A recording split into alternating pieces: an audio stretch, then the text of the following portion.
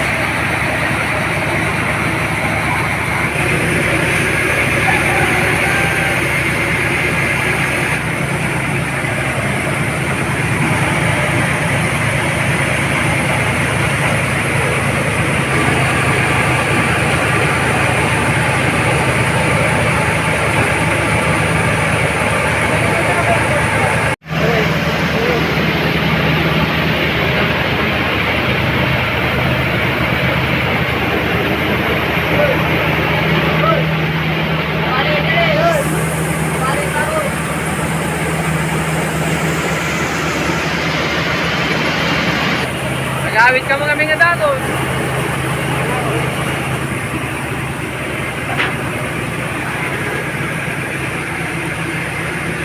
Okay mga paps, ngayon ay magpapaani tayo sa ating palay. Kulang-kulang na 1/4 yung papaani natin dito, 1/4 hectare. At nakita naman natin nung una, maganda yung umpisa ng ating palayan. Okay naman yung pag-aalaga natin, pero nagkaroon tayo ng mga problema. At inatake tayo ng damo, tapos yung dangaw, yung peste, tapos nung namunga na, naandyan na yung daga.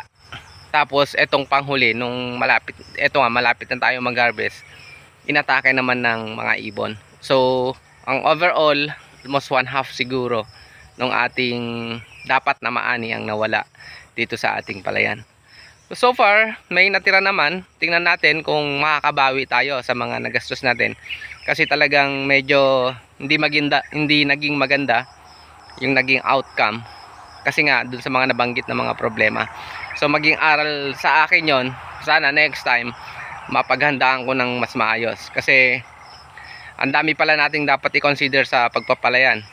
Naandyan yung land preparation, water management, fertilization, peste, kasama na dyan yung mga daga, yung mga dangaw. So, eto nga ang huli, yung ibon, mas ano pala sila, mapaminsala sila. So yan guys, tingnan natin, ani na tayo, pagpa-repair na tayo, kung makakabawi nga ba.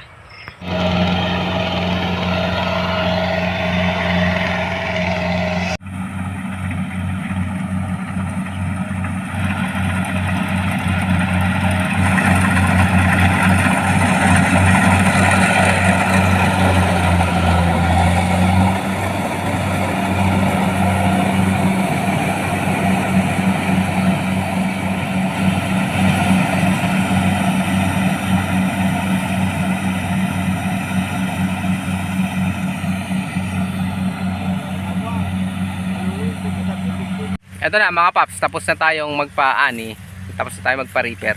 So ito yung bahagi na nakakalungkot dahil yung ine-expect natin na ganoon ang kadami ng kikitain natin o kaya yung maani natin ay hindi ganoon nangyari.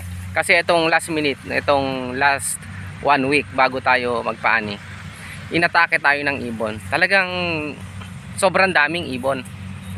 So nagtry ako na kontrolin yung ibon, pero talaga hindi sila nagpatinag. Dati nakakuha na tayo dito ng 19 sacks nung nakarang anihan. Tapos ngayon, eto, malungkot, mahigit 50% yung nawala sa ating ani dahil sa mga ibon. Nakakuha na lang tayo ngayon ng 7 sako. So wala pa sa 50%. Pumapatak na ngayon na 65% yung nawala dun sa ani natin kumpara doon sa nagdaan na pag-aani natin. So hindi tayo nakabawi ng gastos. Kahit man lang sana yung gastos ang mabawi natin. Gumastos ako dito ng 10,000, nakaani ako ng 7 sako. So ayan, sad to say, lugi tayo. Pero ganun talaga. Better luck next time. Syempre medyo malungkot lang ako kasi eto talaga itinodo ko yung gastos ko dito, yung patubig, pataba, lahat ibinigay ko para dito. Yung nga lang hindi pa rin maganda naging bunga. I-review natin sandali kung ano yung naging problema nung ating palayan. Yung land preparation medyo hindi naging maayos, so isa rin yung factor kaya merong damo yung ating palayan. Tapos yung fertilization naman, yung paglalagay natin ng fertilizer, pag-apply natin, wala naman naging problema. So ito almost 1/4. So ang nailagay natin dito na pataba ay 1.5 sako. Yung sa tubig, hindi man tayo nagka-problema sa tubig. Talagang sinuplayan ko ng tubig, bumili talaga ako ng tubig kasi gumamit ako ng water pump. Gumastos ako dyan ng 3,000 mahigit para sa tubig lang. Yung mga peste, medyo nakontrol ko naman yung peste, yung tinatawag namin dito na dangaw.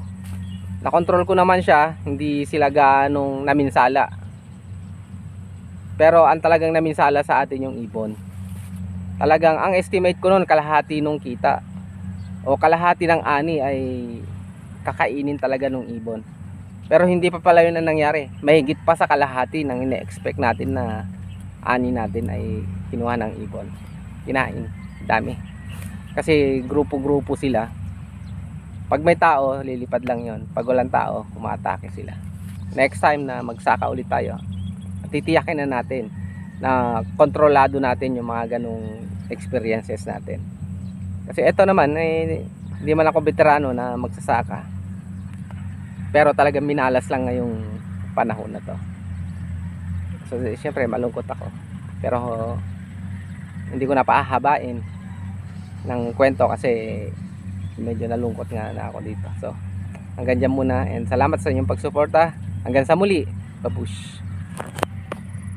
I-recap ko lang kung saan posibleng nagkamali o saan may mali yung aking pagsaka ngayong season. Check lang natin yung land preparation, water management, fertilization, pest control. Dapat makontrol natin yung damo. So mga factors na yan, ang 5 na kukonsider natin palagi o sa ating pagsaka. Kasi pag may sumablay pala dyan na isa, ay bawas ani. Pag hindi mo na-prepare yung lupa ng maayos, bawas ani. Pag hindi mo na control yung mga peste, bawas ani. Pagka nagkulang ka sa fertilizer, bawas ani. Kapag ibang factor ay hindi mo pa rin magawa, ang magiging resulta niyan ay 0 ani. So yan yung mga titingnan natin palagi mga paps. Ito actual na experience natin, actual na karanasan natin sa pagsaka. Talagang sugal yung pagsasaka.